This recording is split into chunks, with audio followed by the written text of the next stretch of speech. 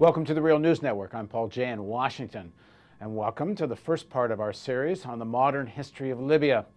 And joining us to discuss this is Ali Ahmida. He's a professor and chair of the Department of Political Science at the University of New England in Biddeford, Maine.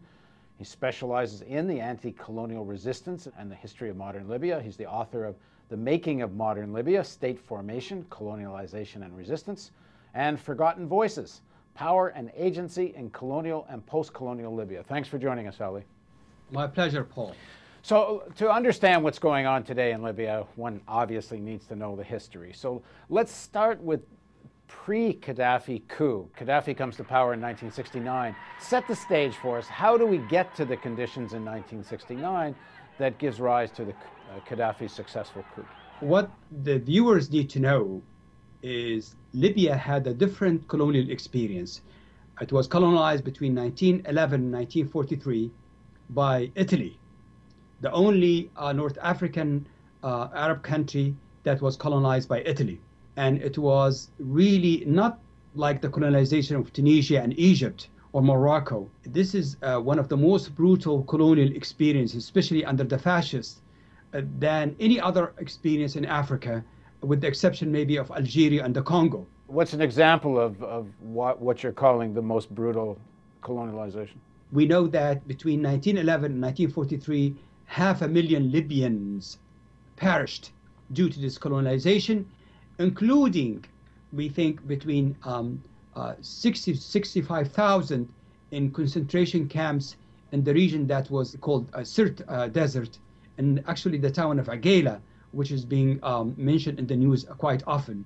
And people were put, the whole civilian population of eastern Libya that's revolting against the Gaddafi's regime were moved, deported by ships and on foot to the desert of Sirte. And they were put there for 4 years. The Italians did not gas them. Many of them died, including children and elderly, because they had no food, and they died because of diseases.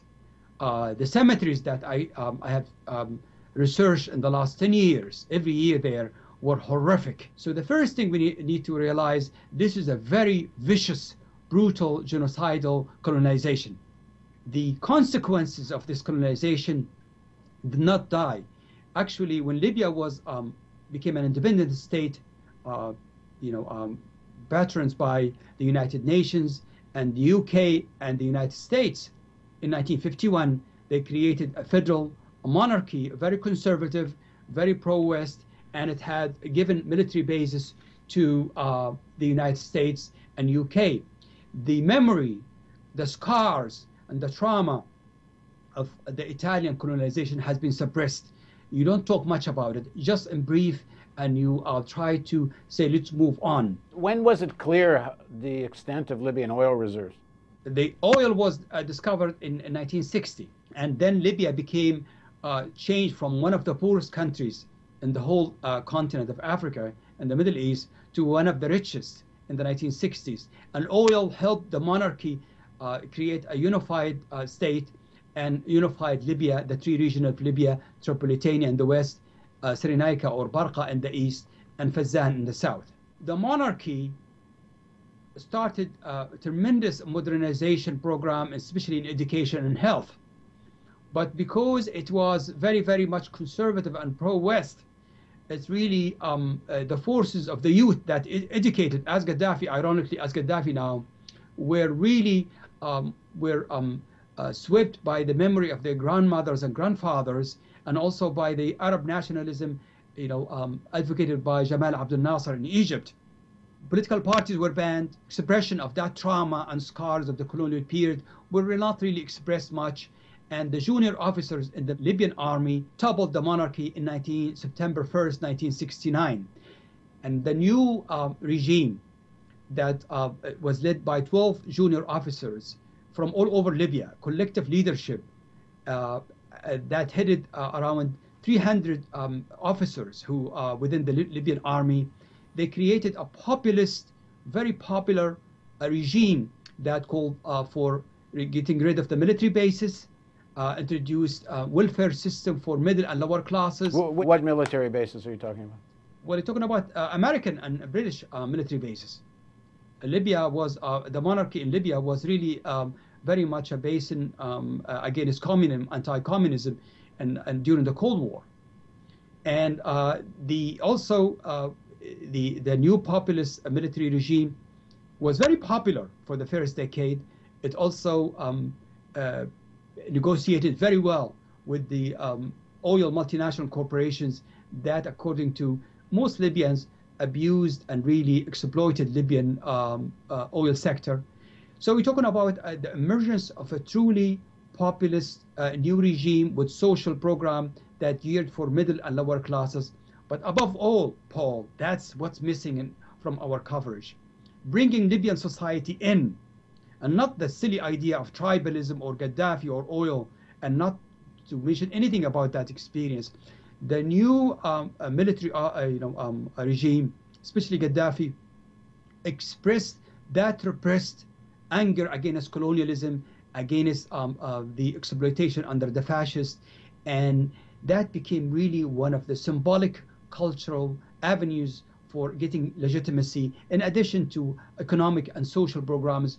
And Libyan women began, and Libyan young men began to, from the countryside, from a lower class background, began to find more chances to have a modern, basic houses, education, and healthcare. So is it fair to say for the first decade after Gaddafi's led coup, that for that first decade, the regime more or less did express the democratic or popular will of the people? Absolutely. And actually, I would go even further. The legitimacy of the regime still relies on the achievement in the first decade. Many Libyans, they really, I think now the regime is bankrupt and isolated. But up until 1980, we're talking about the Cuba of Africa. This is really a very much a progressive populist regime that, even though it did not tolerate political parties, but was supported by large number of Libyans. So what happens? What happened is that the Gaddafi regime, faced dissent from within. The 12 members of the revolutionary coup d'etat that happened in 1969 split in 1975, and some they want to focus on building Libya.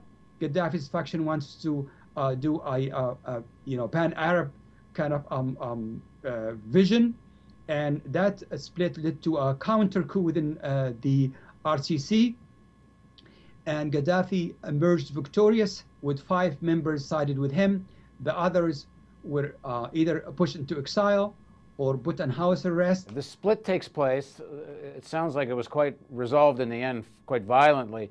What was the actual issue the split was over? There are a lot of details we don't know. What we know, because Omar al-Bhaishi, one of the members who fled to Egypt, and others who wrote about it in the media, they split about whether really to have a pan-Arabist policy exporting the Libyan, what they call the Libyan revolution abroad, or to focus in building Libya internally and having more rationalization and institutionalization of the 1969, what they regarded as the Fatah revolution. More or less during this period, you're still describing this period as primarily positive in terms of the achievements of the regime. So when do you start to see a deterioration? Okay, now this is very interesting, because by 1980, Gaddafi consolidated his power and began to really fear any dissent within the army. So he began to dissolve the army. He began to experiment with something I called pastoral socialism, based on his Green Book, which is really led economically to the disastrous results. He tried to write the economy of a lot of institutions there, and everything in terms of slogan was geared toward applying the principle of the Green Book.